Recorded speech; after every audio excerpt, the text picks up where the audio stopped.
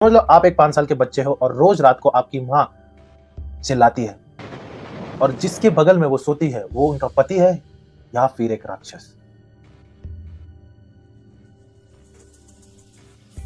Hey guys, आज का एक हॉरर स्टोरी में आपका स्वागत है।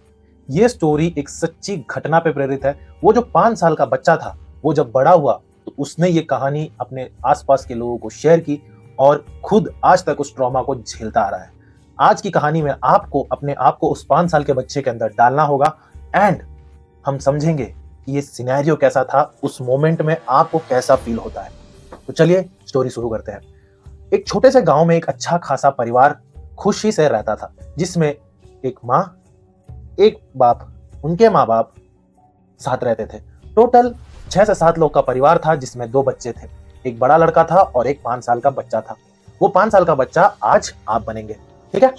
तो कुछ दिनों पहले आपके मामू आपके घर आते हैं और वो कुछ काम से आपके घर पे 1 महीना रुकने का सोचते हैं और आपके परिवार वाले भी उनके साथ रहना पसंद करते थे, तो वो 1 महीने से आपके घर में रुके हुए हैं, ठीक है। दिनों से आपकी माँ रोज रात को चिल्लाने लगती है। 1 दिन होता है, 2 दिन होता है, आप लोग घबरा जाते हैं कि क्या हो रहा है, तो आप डॉक्टर के पास ले जाते हैं अपनी मम्मी को और उनको उनका ट्रीटमेंट कराते हो। और ट्रीटमेंट में पता चलता है कि इनमें कोई बीमारी नहीं है, ये पूरी स्वस्थ है। और आप लोग परेशान हैं कि रात को 1 बजे क्यों चिल्लाती हैं, ठीक है। फिर एक दिन शांत थी, अगले दिन फिर चिल्लाई रात के 1 बजे। एक दिन क्या हुआ, आप लोगों ने लाइट ऑन करके चेक किया कि आपकी माँ के साथ होता क्या है, वो क्यों चिल्लाती है। जिस दिन आपने लाइट ऑन किया उस दिन उन्होंने चिल्लाया और आपने देखा कि आपके पापा ने उनका गला दबा के रखा है और वो चिल्ला रही है और आपके पापा बोल रहे हैं कि मेरे सामने से हट जाओ, मेरे आंखों के सामने से दूर चली जा तू। और जैसे आप लोगों ने उठ के वो देखा, उन्होंने अपना रियल फॉर्म ले लिया और बोला उसके गले पे कुछ लगा हुआ था, मैं हटा रहा था, और बेडशीट ओढ़ के सो गए। आपके मामू को कुछ डाउट आया और उन्होंने आपके पापा से पूछा कि ये क्या कर रहे हो तुम मेरी बहन को मार दोगे, ये किस लिए किया। तो आपके पापा ने बोला मैं बस धूल हटा रहा था। पूरे परिवार ने आपके पापा से बात करने की कोशिश की, गायत्री मंत्र पढ़ने की कोशिश की, मृत्युंजय मंत्र पढ़ने की कोशिश की। 1 से 3 बजा, 3 से 5 बजा। जैसे 5 बजा आपके पापा ने एक स्त्री का रूप लेना स्टार्ट किया। उन्होंने अपने पाँव को ऐसे मोड़ा और कहने लगे कि तुम लोग मेरे सामने से हट जाओ। लड़कियां जैसे बोलती हैं उन्होंने वैसा बात करना स्टार्ट किया। पूरा परिवार चौंका, 5 साल का बच्चा भी ये सब देख रहा था और उन्होंने कहा कि ये औरत, तुम अपने पति को मेरे को बस 2-3 घंटे के लिए दे दो।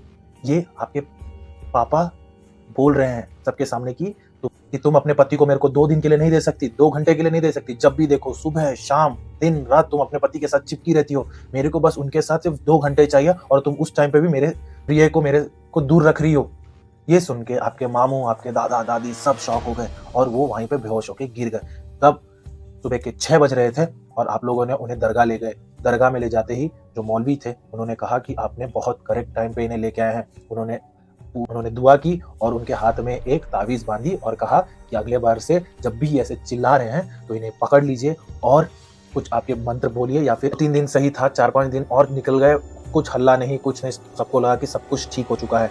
किंतु एक दिन सुबह सुबह आपके पापा उठ के दरवाजा तोड़ के बाहर निकले और बोले कि दूर चली जाओ यहाँ से, तुम मेरे सामने मत आओ, बहुत दूर चली जाओ, मेरे घर मेरे परिवार से दूर चली जाओ करके चिल्ला के वापस आके सो गए। आप ये सब देख के शौक में हैं, पूरी परिवार शौक में है। कुछ देर बाद जब आपके पिताजी उठे और आपकी माँ ने पूछा कि क्या हुआ था, तो उन्होंने ये कहानी बताई कि जिस दिन मैं रात को कॉलेज से वापस आ रहा था तो मेरे को एक स्त्री दिखी जो काले वस्त्र पहनी थी और उन्होंने लिफ्ट मांगी और मैं जब उन्हें लिफ्ट देने गया तो सडन से गायब हो गई। मेरे को ऐसा लगा कि थकावट की वजह से मुझे ऐसा भ्रम हो रहा है, तो वहां से चले गए।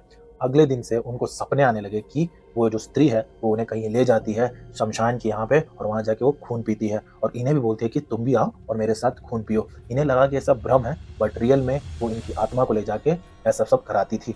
ये सब सुन के पूरा परिवार चौंका। जब कुछ सालों बाद ये सब बंद हुआ तब ऐसा लगा कि ये सब चीज़ें खत्म हो चुकी है और इनका परिवार अभी ये सब चीज़ों से मुक्त है। इनके परिवार में डेली पूजा होती है, डेली लोग अपनी भक्ति पे ध्यान देते हैं, क्योंकि ऐसा एक हादसा किसी भी परिवार में होगा तो वो देवी भक्ति में ज़्यादा ध्यान देता है।